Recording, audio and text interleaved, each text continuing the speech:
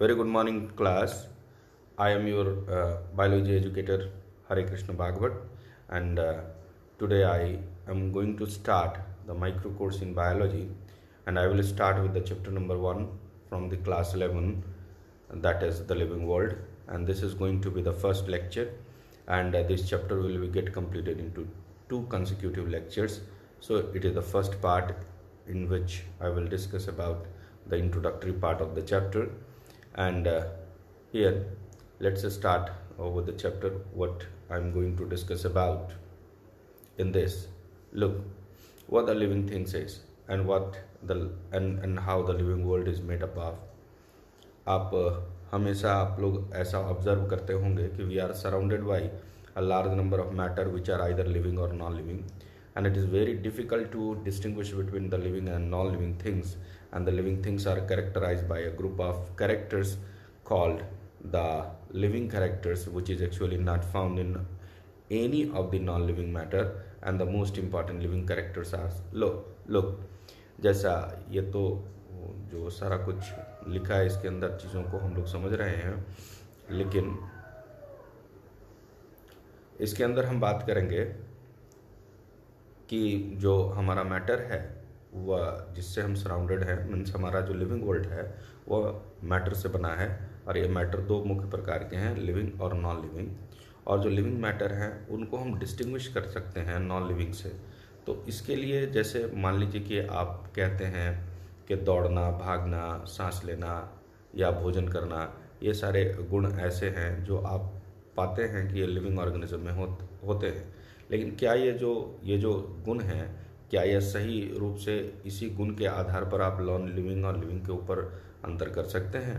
तो आप पाएंगे कि ऐसा नहीं है, क्योंकि बहुत सारे ऐसे निर्जीव जैसा दिखने वाले जीव भी इस लिविंग वर्ल्ड में हैं जो दिखते निर्जीव हैं लेकिन वो सजीव होते हैं। Means they presumes to be non living but they are living. तो आइए बात करते हैं कुछ इम्पॉर्टेंट कैरेक्टर्स की जिनसे हम उनकी पहचान करते हैं। जैसे for most important, look the first one is every living organism has a fixed body shape and size, and we know that every living organism has a fixed body shape and size which is not going to change with change in environment, place, climate or time. For example, a dog is always be a dog whether it belongs to from India or elsewhere in the world. Means what that is, the every living organism has a fixed body shape and size which is not going to change with change in any of the location, time, place and anything.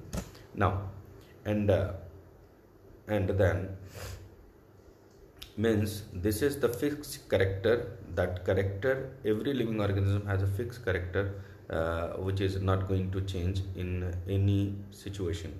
But the non living, suppose कि यदि हम किसी चट्टान की बात करते हैं, किसी ईंटे की बात करते हैं सपोज, तो यह जो हमारे वहाँ ईंटें बन रही हैं वो ज़रूरी नहीं है कि किसी और स्थान पर उसी कंपोजिशन के साथ बने। मीन्स उनमें और इनमें डिफरेंस है। दूसरी बात करते हैं, it always shows growth, development and maintenance. जो हर लिविंग मैटर होता है उसके अंदर क्या दिखता है हमको? ग्रोथ दिखता है, डेवलपमेंट दिखता है और मेंटेनेंस दिखता है। क्या है ग्रोथ? ग्रोथ एक permanent irreversible permanent change in mass है। मीन्स एक ऐसा चेंज जो कभी वापस नहीं होने वाला, और यह एक करेक्टर है जो नॉन लिविंग थिंग्स में नहीं होता है। दूसरा है development. Development means from simple to complex. If the something is very simple it become complex. The body, every living organism starts with a single cell that is the zygote and in become multi cellular complex organism. And now the maintenance बहुत ज़रूरी होता है हर living organism के अंदर। यदि उसके body को maintain करने के लिए बहुत सारे प्रोटीन्स का निर्माण होता रहता है। साथ ही साथ ये कैसे हो पाता है, ये कैसे चीज़ें संभव हैं?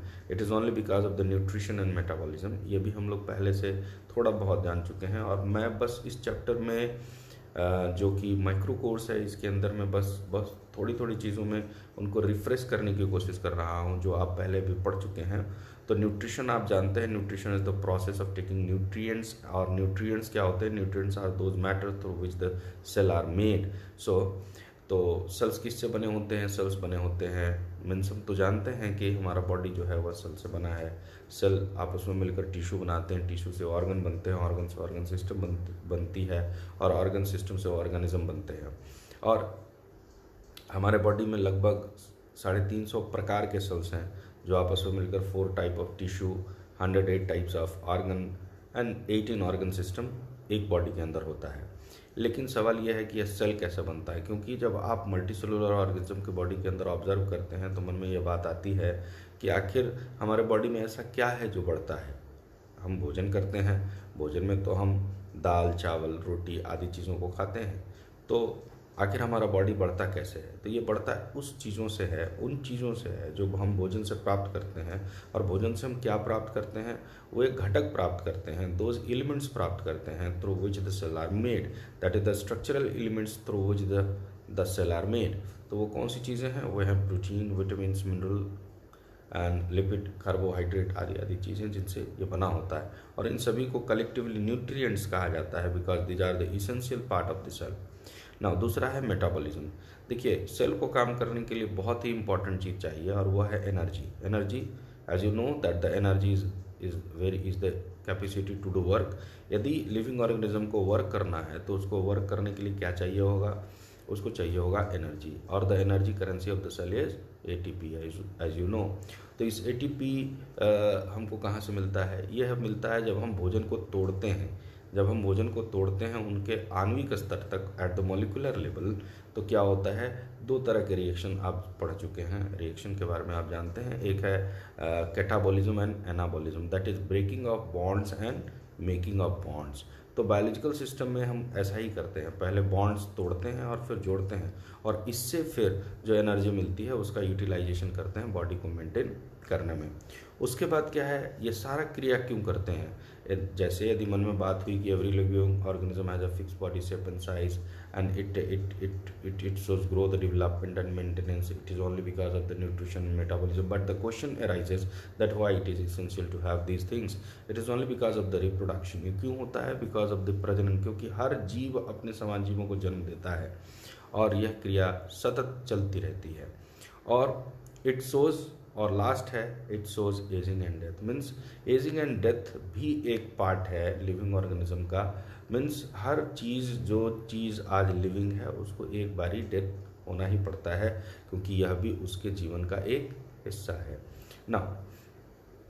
जब इन गुणों के साथ, मीन्स कौन से गुण जिस पे अभी हमने बात करी, जब हम इन गुणों के साथ अपने सराउंडिंग्स पर नज़र डालते हैं तो हम पाते हैं कि ऐसे बहुत सारे मैटर हैं जिनको हम लिविंग कह सकते हैं। Means if we observe our surrounding with these characters, we will found that a large number of matter is there whom we say are living. It is estimated to be about 10 million creatures are there on, and out of which 3.5 million creatures has been identified so far. And this vast variety of organism presence in a definite geographical area is defined in a definite period of time is known as biodiversity. तो ये क्या होता है? यह जैव विविधता, हिंदी में कहते हैं इसे जैव विविधता। और बायोडाइवर्सिटी मीन्स, बायोडाइवर्सिटी क्या है कि जब हम अपने पर्यावरण में देखते हैं एक से अधिक प्रकार के वैसे ऑर्गेनिज्म या वैसे मैटर जिनको हम लिविंग कह सकते हैं, तो उनका किसी एक पीरियड ऑफ टाइम में किसी एक स्थान पर होने की क्रिया जो होती है, जो प्रोसेस होती है, उसे हम लोग बायोडाइवर्सिटी कहते हैं। बड़ा ही सिंपल तरीके से मैं आगे बढ़ रहा हूँ, इसलिए ताकि आप रिफ्रेश करते चले जो आप पढ़े हैं, और आप देखें कि किस तरह से। और at the end of the chapter, जब ये चैप्टर एंड होगा तो we will discuss about the previous year questions of the PMT और the NEET examination, that what type of questions are there which are going to be asked from this chapters as well. तो ऐसा सभी chapters में हम लोग देखेंगे ना। हम बात करते हैं नेक्स्ट बायोसिस्टमेटिक्स। जब हम इतने सारे ऑर्गेनिज्म और बायोडाइवर्सिटी को देखते हैं तो देखिए, सिंस सिविलाइजेशन, मैन शुरू से ही अपने सिविलाइजेशन से ही इन चीज़ों को पता लगाने में लगा हुआ है कि कौन से ऑर्गेनिज्म उसके किस तरह से इस्तेमाल में आ सकते हैं, फ़ायदे में आ सकते हैं, और कौन उनको नुकसान कर सकते हैं। तो इस बात को जानने के लिए वो जीवों को स्टडी करता है। जीवों को स्टडी करने के लिए हमको क्या आवश्यकता पड़ती है? एक नए ब्रांच की आवश्यकता पड़ती है बायोलॉजी की, that is called biosystematics. So since civilization, the man is always in search of those organisms which are useful to them, either socially or economically, so that So, a study of this large number of organisms needs some scientific method and procedure to differentiate between these organisms and to identify them. Also, that it is the biosystematics. तो biosystematics क्या है? Means bio and systematics means systematically arrangement of the biological system into a system. Means यह एक ऐसा system के बारे में हम बात करते हैं जिसमें हम बायोलॉजिकल ऑर्गेनिज्म को एक सिस्टम के तहत अरेंज करते हैं ताकि हम उनको फर्दर पढ़ सकें और उनके गुणों का अध्ययन कर सकें और उनसे चीज़ों को हम प्राप्त कर सकें। तो इसके तीन एस्पेक्ट हैं बायोडाइवर्सिटी के। तीन है कौन कौन से? पहला है आइडेंटिफिकेशन, दूसरा है नोमेनक्लेचर और तीसरा है क्लासिफिकेशन और टैक्सोनॉमी। तो हम बात करते हैं आइडेंटिफिकेशन। तो identification is the procedure of the organism in which those basic character which is only present in that very group of the individual and that belongs to a particular species and must be apart from such a group, such another group। जैसे हम बात करते हैं, यदि हम किसी कुत्ते की बात करते हैं, किसी बिल्ली की बात करते हैं, किसी हाथी की बात करते हैं, तो हम उसके कुछ पिक्यूलियर कैरेक्टर्स की बात करते हैं जिससे हम उसको आइडेंटिफाई करते हैं। मीन्स आइडेंटिफिकेशन फीचर जो उसके होते हैं वह फीचर उन्हीं में निहित होते हैं और उसी स्पीसीज़ के ऑर्गेनिज्म में होते हैं और वे और किसी और ऑर्गेनिज्म में नहीं होते। तो किसी और ऑर्गेनिज्म में नहीं होते तो हम उसकी पहचान भी उस तरह से नहीं करते हैं। दूसरा है क्या कि जब हम किसी ऑर्गेनिज्म को हम पहचानते हैं तो पहचानने के बाद हमारे मन में यह प्रश्न आता है कि भाई उसको एक नाम देने की आवश्यकता पड़ती है। कैसे नाम, क्यों नाम दें? नाम इसलिए दें क्योंकि देखिए जब हम एक दो यदि ऑर्गेनिज्म हो तो आप उसको कुछ भी बोल सकते हैं, लेकिन जब आप वास्ट वैरायटी ऑफ ऑर्गेनिज्म हैं जो हमारे लिए बेनिफिशियल हो सकते हैं और हैं तो उनको हमको नाम देना पड़ता है। नाम देने के लिए हम लोग दो तरह के मेथड, इस प्रोसीजर को पहले जान लीजिए। इस प्रोसीजर को नोमेनक्लेचर कहा जाता है और इसमें हम प्रोवाइड करते हैं a name to the organism और इसके लिए हम दो तरह के नेम का इस्तेमाल करते हैं। एक है दैट इज़ वर्नाकुलर नेम और लोकल नेम्स और दूसरा होता है साइंटिफिक नेम। तो इसके बारे में भी हम बात करेंगे। और तीसरा है क्लासिफिकेशन ऑफ द ऑर्गेनिज्म और arrangement of them into different scientific category based on their similarities and differences.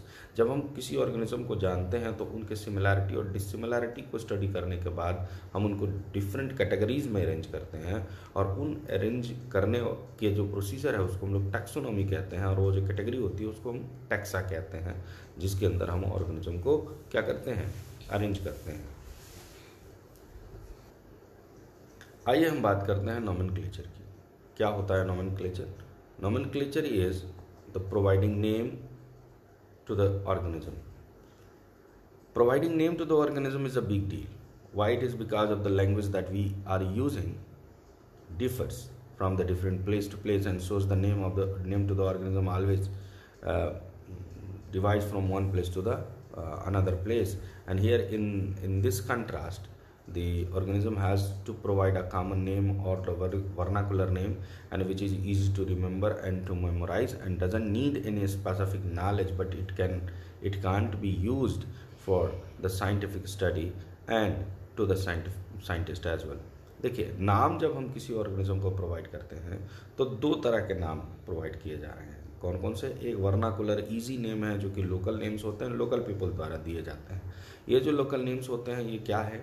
ये बड़े ही आसान नाम होते हैं जिनको आसानी से बोला जा सकता है, पढ़ा जा सकता है। जैसे उदाहरण के लिए आप कुत्ते को हिंदी में कुत्ता कहते हैं, ये लोकल नेम है जिसे आसानी से कहा जाता है। इसके लिए किसी साइंटिफिक नॉलेज की आवश्यकता नहीं होती और आप बहुत ही आसानी से इसका आप प्रोनाउंसिएशन कर सकते हैं और पढ़ सकते हैं और इसके लिए किसी एक्स्ट्रा नॉलेज की आवश्यकता नहीं होती। लेकिन समस्या क्या है कि हमारी लैंग्वेज बदलती है और लैंग्वेज बदलने के साथ ये तरह तरह की चीज़ें बदलने लगती हैं। तो इससे हम किसी ऑर्गेनिज्म को साइंटिफिक नेम, किसी ऑर्गेनिज्म को एक पार्टिकुलर लैंग्वेज में ही हम पार्टिकुलर नेम से जान सकते हैं, लेकिन जैसे ही वो लैंग्वेज बदलता है तो उसका नाम भी क्या होता है? बदल जाता है। तो यह क्रिया इसी तरह से चलती रहती है।